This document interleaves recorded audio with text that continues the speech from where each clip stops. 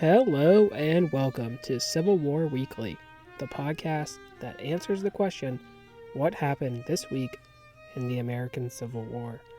I'm your host, Tim Patrick, and this is episode 7, May 3rd to May 9th, 1861. Last week, we mentioned a little about spying and introduced Thomas Jackson into our story. So we had a lighter week, but let's take a look at events for this week. On May 3rd, President Lincoln will call for more troops, this time on 3-year enlistment periods.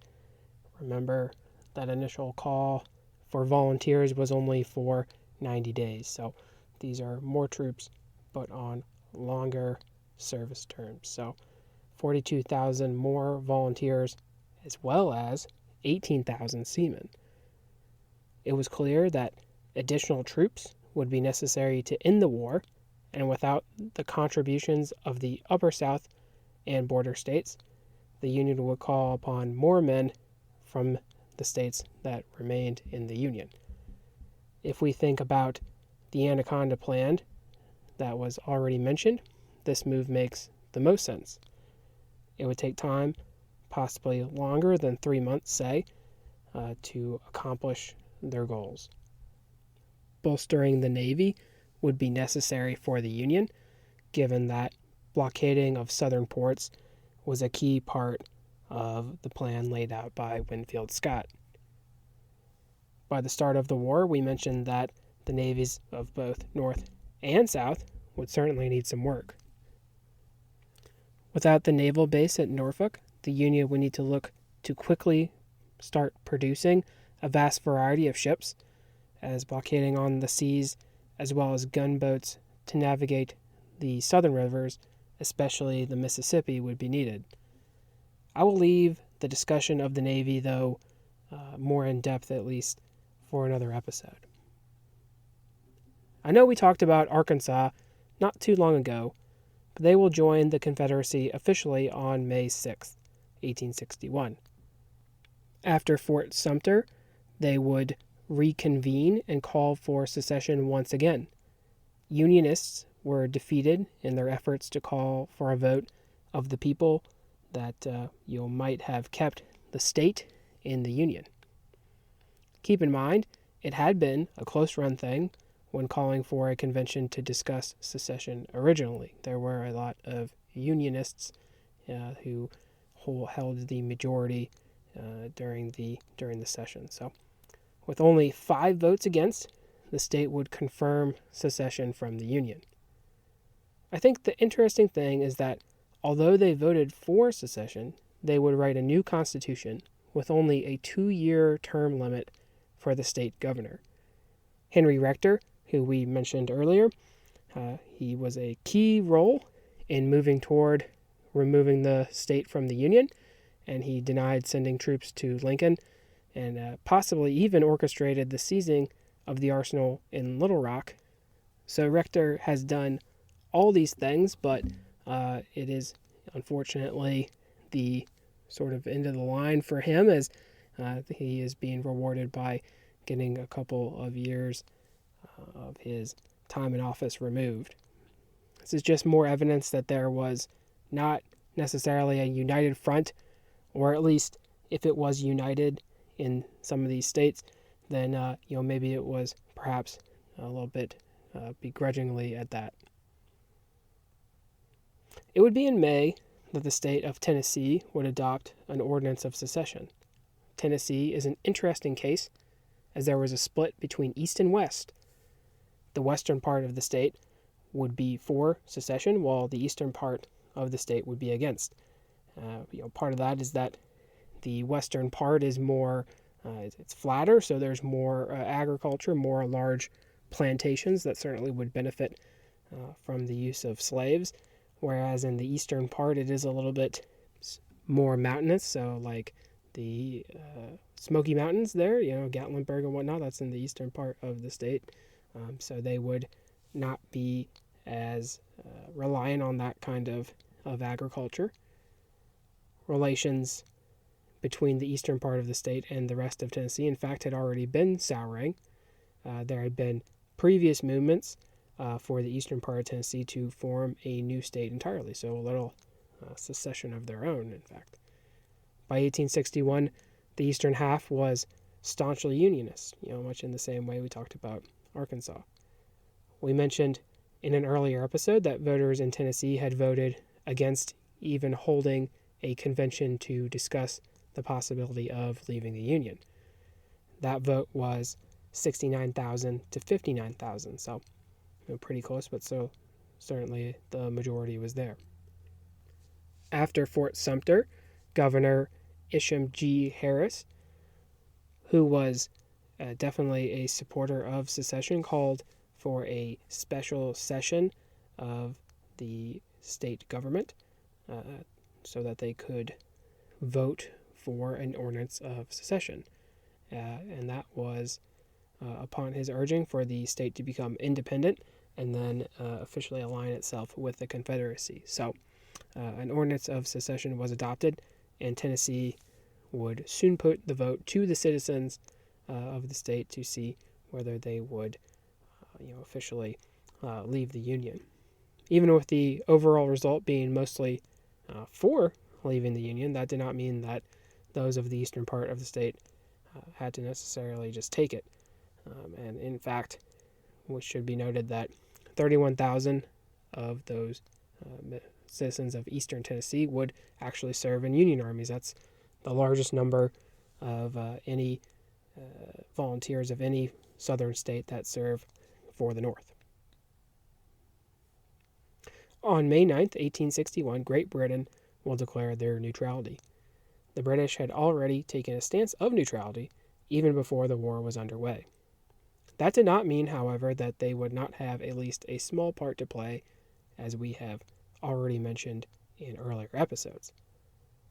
Cotton was an extremely profitable venture, and Great Britain was a primary recipient of the exported lint from the South. By the outbreak of the war, 1 in 5 Brits were involved in some kind of way in the cotton industry. Therefore, it was in their interest to continue that beneficial relationship with the newly created Confederate States. The issue was not quite so pressing due to the immense amounts of cotton reserves held in England, though. So they did have a certain amount of cotton already, so just because the supply is cut off does not mean that they necessarily need to act immediately. The surplus would last until 1862, at which point there was a bit of a crisis in terms of the cotton running out, but certainly by the end of the war, the English would be seeking cotton within their own empire, most notably from India and Egypt.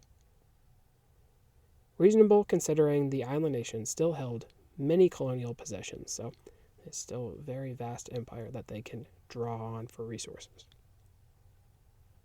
The Confederate government wished for foreign powers, such as Great Britain or France, to recognize them as a nation. The British would realize that the affair was strictly internal, and while recognizing the belligerent status of the Confederates, they would never officially recognize them as a separate nation. No, their concerns were back in Europe, and not so much fixed on their former colony.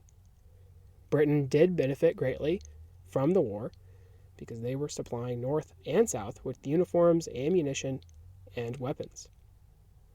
A British shipyard would supply the Confederates with the CSS Alabama, one of the more successful raiding vessels in the Navy of the South, and the only Confederate raider to defeat a Union vessel on the high seas.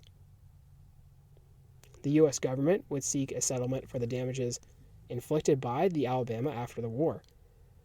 Arbitration awarded $15.5 million in favor of the U.S. that the British would have to pay. Both North and South would offer bonds in order to fund the war effort. Great Britain would be a large purchaser of those bonds. Stirring up potential war with the North would mean that they would not be able to collect, and money can be a powerful motivator.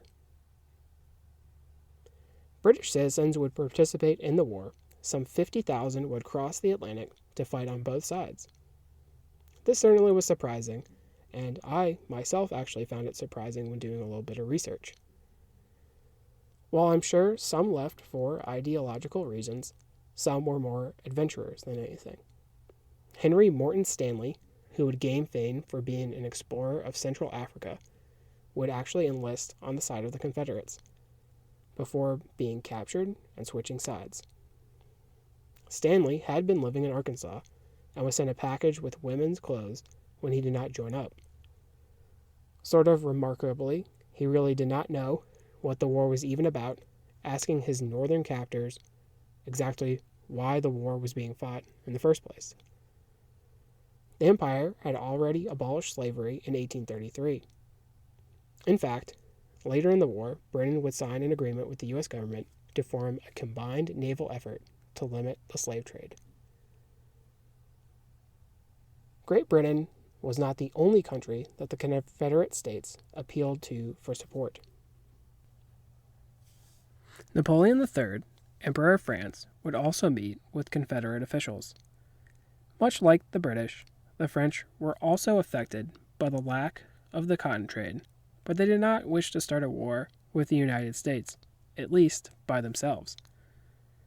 Napoleon III did want to expand his nation's colonial power, and thus would welcome a recognition of the Confederate States, who would aid him in this venture. He sent troops to Mexico in an effort to install Archduke Ferdinand Maximilian of Austria as the new emperor in 1862. It was a great time to do that because America was obviously occupied. Napoleon III would propose for the European powers to negotiate an armistice, but obviously, to the other countries of Europe, his motivations were to continue his overseas empire. France would be a little more receptive to helping the Confederate cause, but ultimately, without England on board, they would remain neutral.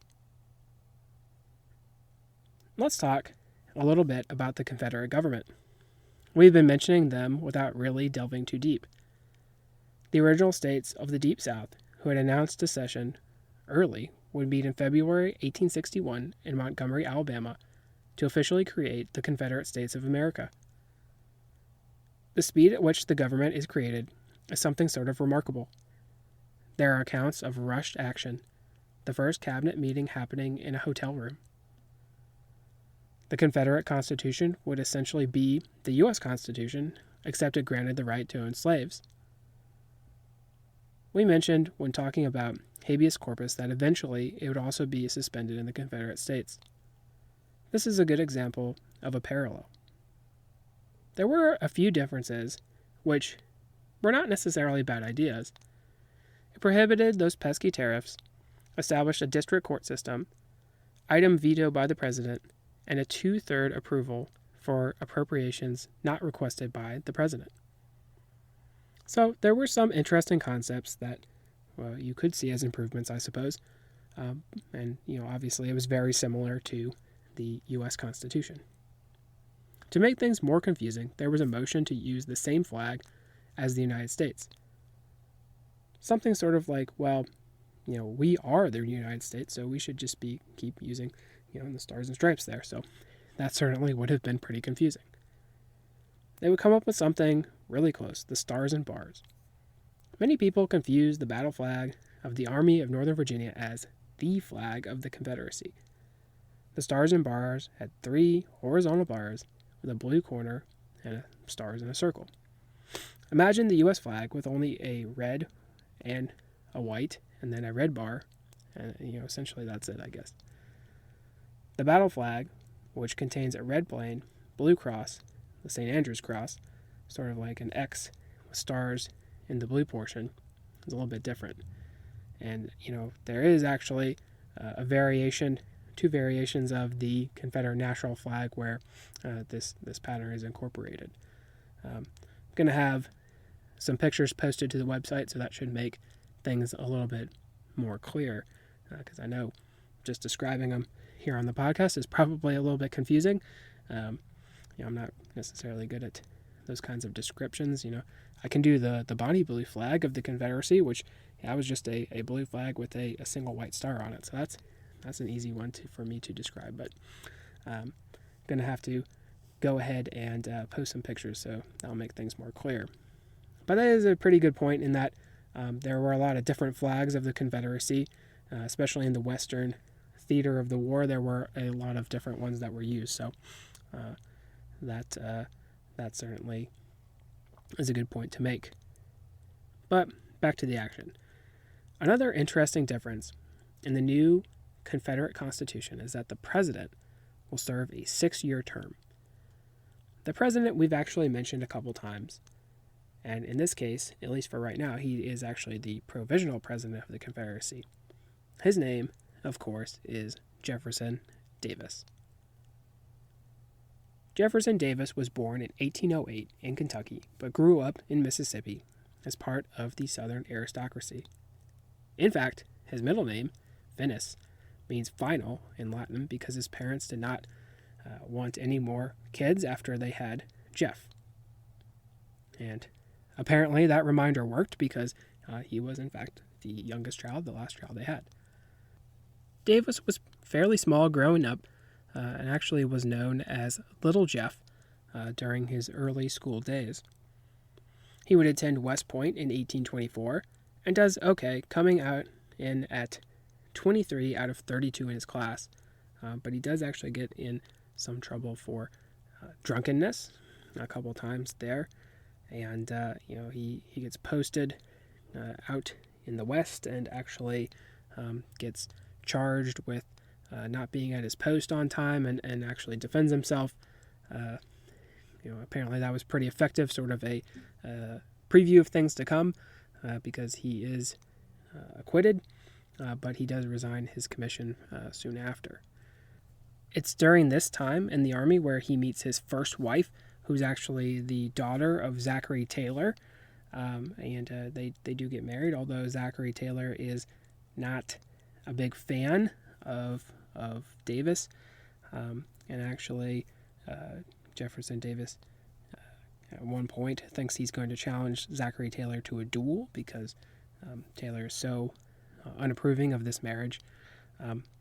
But Davis will unfortunately lose his wife due to malaria. They moved to Mississippi, and they both actually contracted malaria, but his wife unfortunately dies. And actually, Jefferson Davis, for the rest of his life, is described as a sickly-looking man, and probably could be a side effect of having malaria. He certainly looks like he has malaria. He's described it like that in several accounts.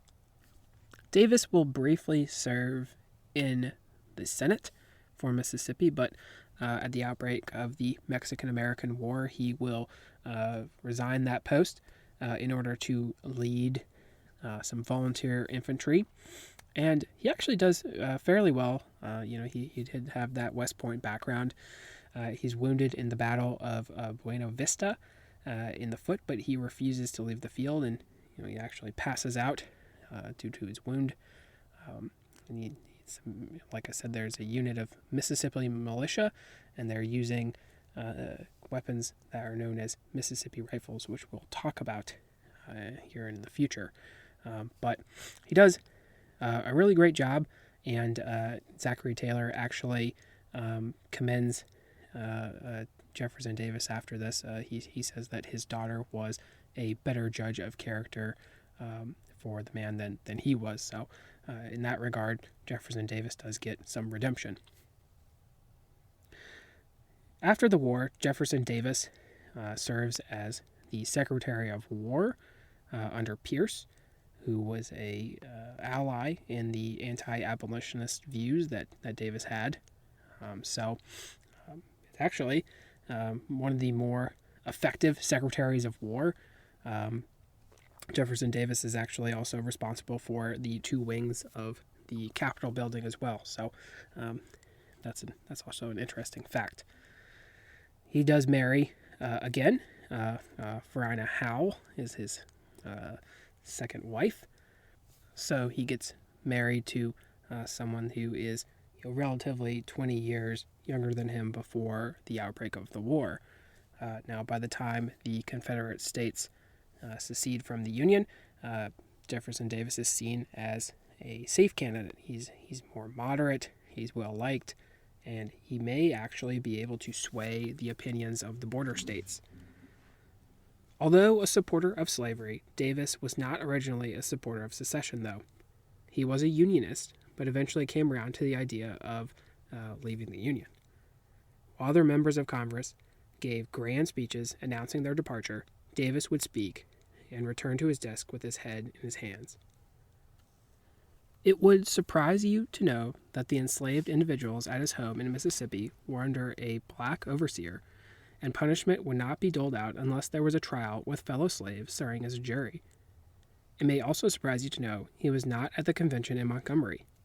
Rather, famously, he was at home in his rose garden when word reached him that he was named the new president of the Confederacy.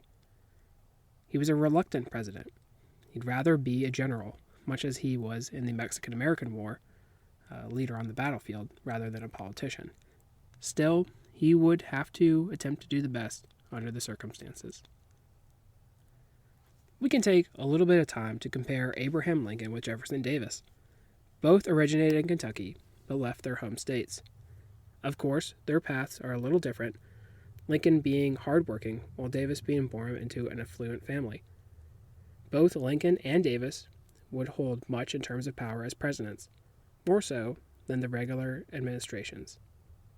But the appointments to his cabinet were more political in nature, whereas in the North, the best men were given the job.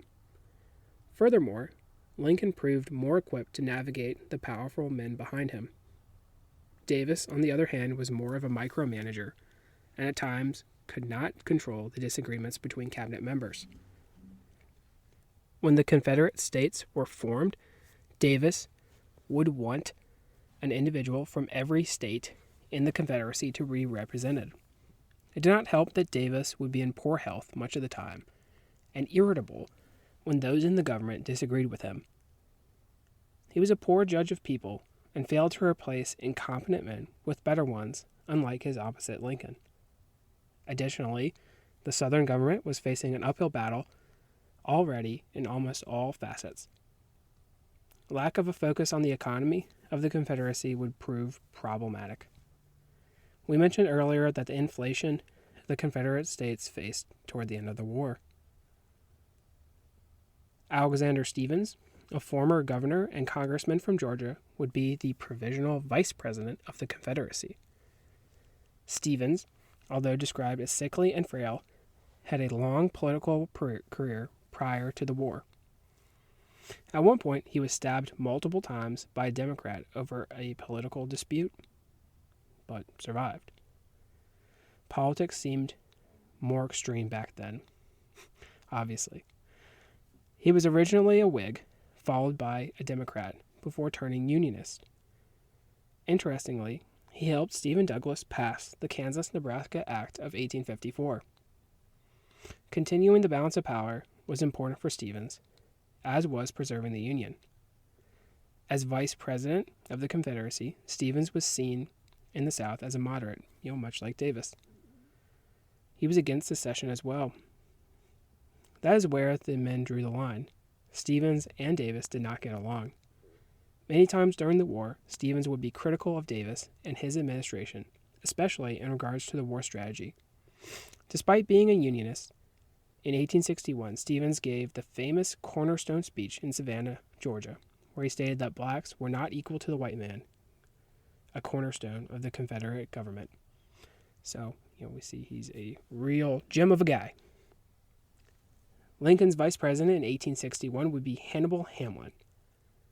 Most of us should know the second vice president of Lincoln, Andrew Johnson, as he will become president and begin the process of Reconstruction. We may not know about Hannibal Hamlin, the native of Maine who served as vice president during Lincoln's first term. Hamlin was a good foil when compared to Alexander Stephens. He did not have a warm relationship with the president, but was not obtrusive or critical either.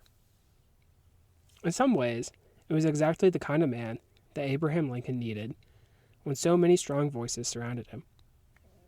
Hamlin was a staunch abolitionist, though, and would advocate heavily for emancipation. He also was key in the decision to use black troops later in the war. And also, we mentioned Gideon Welles. Well, that was a Hamlin idea that Gideon Welles should be appointed to the cabinet. And of course, Gideon Welles would become the Secretary of the Navy, which he would do a great job in modernizing and effectively organizing the Navy, to form a blockade of the South. Welles would clash with William Seward, and it was actually Seward's conflicting orders that made it where one of the ships who was sent to relieve Sumter was actually sent to Florida instead. He was sort of meddling there, so obviously the two had some disagreements, but Welles would still be influential in, of course, as mentioned, setting up the blockades of those southern ports. We've mentioned many of the members of Lincoln's cabinet: William Seward, Salmon P. Chase, Hamlin, Welles, and Cameron. I would like to take a minute to also mention the future Secretary of War, Edwin Stanton, while we are on the subject of the cabinet in general.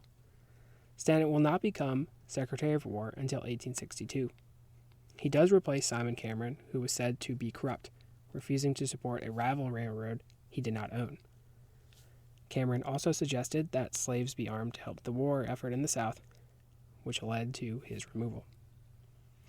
Edwin Stanton had been legal advisor to Cameron after resigning from his post as Attorney General. Stanton will be extremely effective, harsh at times as Secretary of War. He would cancel foreign contracts for arms in an effort to bolster industry in the North, as well as focus on the development and use of railways for military purposes. Stanton would also be involved in the jailing of anyone who was suspected of pro-Confederate sympathies that we've already mentioned. Originally Union, he would switch to the Republican Party during the war and become, along with Seward, one of Lincoln's closest advisors. That will be a good place to stop for now. We talked about Great Britain and their role in the war, as well as France. We had a little overview of the Confederate Government and really introduced Jefferson Davis properly. We also talked a little bit more about the important members of Lincoln's cabinet. Next week, among other things, I want to introduce prisoners of war. I know it may seem like an odd time to talk about that, but there is a method to the madness, so don't worry. If you like what you hear, please make sure to leave a review. Once again, feedback is appreciated. The email is cwweeklypod@gmail.com. And of course, in the episode description, we have a link to the Patreon. We also have Venmo information, as well as a link to the website. So your support for the general upkeep of the show is greatly appreciated. Thank you so much, and have a great week.